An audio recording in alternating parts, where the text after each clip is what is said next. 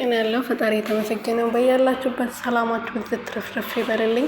ለእኔ ቤት አዲስ የሆናችሁ ሰብስክራይብ፣ ሼር፣ ላይክ እያደረጋችሁ ቤተሰብ እንድትሆኑ በትህትና ጠይቃችኋለሁ። የኔ ውድ የሆናችሁ ቤተሰቦች ኖላዊ ክፍል 97 እንግዲህ ተለቋል። ክፍል 97 ላይ እንግዲህ አቶ ኖላዊና ጆሮ ወደ ወይዘሮ ሜላት ቤት ሄዶ እንግዲህ ለወይዘሮ ሜላት ሁሉም ነገር ነግሯታል ማለት ነው። ቀድሞ ለሀንቾ ነግሯት ነበረ።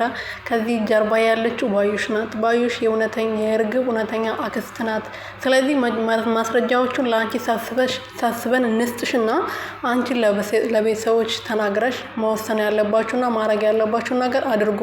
በዛ ላይ ደግሞ በሷ የተነሳ ሰው ሞቷል። ልጁ ፎቶና መስቀሉ ተሰርቆ ተምቹ ሰርቆ እንዲሰጠው ያስደረገው ልጅ ልክ እኛ ስንከታተለው ነበርና የሆነ ጥቁር መኪና መጥቶ ገሎት ነው ሄደው። ስለዚህ ሰውን ገላለች ባዩሽ። እናንተን ከመጉዳት ወደ ኋላ ስለማትል ለቤተሰቦች ተናገሪና ቤተሰቦችን ማድረግ ያለባቸው ነገር ያርጉ። እኛም ብዙ መንገድ ተጉዘን ይህናል ማስረጃ መሰብሰብ ችለናል። ስለዚህ አሁን የቀረው እንትን ደግሞ የእናንተ ፋንታ ነው። ስለዚህ እናንተ ማድረግ ያለባቸው ነገር አድርጉ ብሎ ለሀንቾ ነግሯት ነበር። ሀንቾ ደግሞ ወይዘሮ ሜላት ቶሎ አልተናገረችም። ትንሽ ትረጋጋ ብላ ነበረ ያልተናገረችው ማለት ነውና አንቺን ደግሞ በዚህ አጋጣሚ ለአባቷ እናቷ ማስታወስ እንደቻለች ያን ቀን ተደስታ እያለቀሰች ቤተክርስቲያን ውስጥ ስታቅፎ እንደነበረ ምክንያቱ ምን እንደሆነ ነግረዋለች ማለት ነውና እንደውም ጋሽዬ በጣም ተጨንቆ ነበር። ልጄ ምን ሆናብኝ ነው ብሎ ማለት ነውና ያው ዞሮ አሁን ደህና ነች ማለት ነው።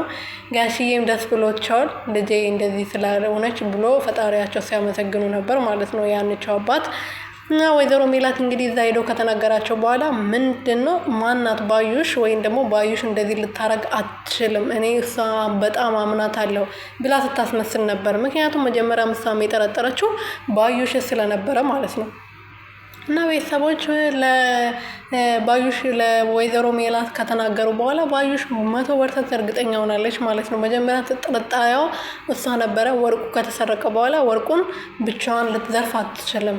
ወርቁን ብቻውን እርግብ ይሄ ሁሉ ልትሰራ አትችልም። ስለዚህ ከጀርባ ያለው የኔ ቤት ምን ያህል እንደሆነ ወይም ደግሞ እንዴት እንደሆነ የምታውቀው ባዩሽ ናት። ስለዚህ ባዩሽ አለችበት ብላ ጠርጥራ ነበርና ልክ እንደጠረጠረችው ባዩሽ አለችበት። በላይ ደግሞ እርግጠኛ ለመሆን ደግሞ ትንሽ ፍንጭ ያስፈልጋት ነበረ። ፍንጩን ደግሞ አቶ ኖላዊ ነግሯታል ማለት ነው። ባዩሽ ከጀርባ አለች፣ እውነተኛ የእርግብ አክስት ናት ብሎ ማለት ነው። ስለዚህ ባለፈውም ደግሞ ልክ ስትመጣ አክስቴ ገደልሻት ስትል አስታውሳለች ማለት ነው። ስለዚህ አክስቴ ካለቻት በቃ ይሄ አሁን ወይዘሮ ሜላት ታውቃለች። ማድረግ ያለባትን ማድረግ ብቻ ነው የቀራት ማለት ነው። ስለዚህ ለማንኛውም ቤተሰቦች